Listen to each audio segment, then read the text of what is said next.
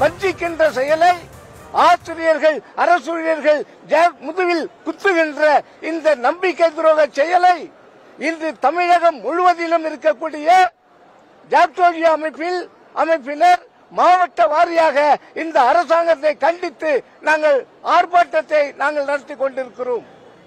இதுவரை நாங்கள் பார்த்த முதலமைச்சர்களிலே சொன்னதை, கொடுத்த வாக்குறுதியை நிறைவேற்றாத, 4 ஆண்டுகளாக நிறைவேற்றாத ஒரு முதலமைச்சர் இந்தியாவிலே ஒருவர் இருக்கிறார் என்று சொன்னால் அது மாண்புமிகு இன்றைய தமிழக முதல்வர் மு.க. ஸ்டாலினை தவிர வேறு யாரும் இல்லை என்பதை நாங்கள் அறுதியிட்டு சொல்ல கடமைப்பட்டிருக்கிறோம். சொன்ன வாக்குறுதியை ஒண்ணு கூட கொடுக்கல, சொல்லல, நிறைவேற்றல. நேற்று முதலமைச்சர் அங்கு தலைமைச் செயலகம் வந்திருக்கிறாரு. நாங்க அத்தனை பேரும் இருக்கிறோம். எங்களை மீட் பண்ணி பேசி இருக்கலாம், சொல்லி இருக்கலாம்.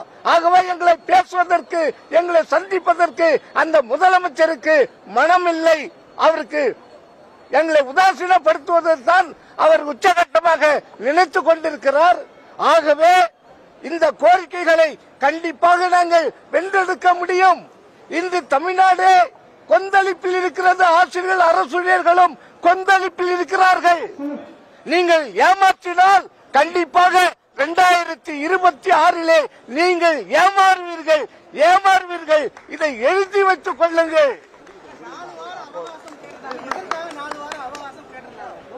4 வார அவகாசம் ஏமாற்றுவதற்காக, எங்களுடைய போராட்டத்தை தள்ளி வைப்பதற்காக 4 வருஷம் நம்ம கொடுத்திருக்கிறோம், அவகாசம் கொடுத்திருக்கிறோம்.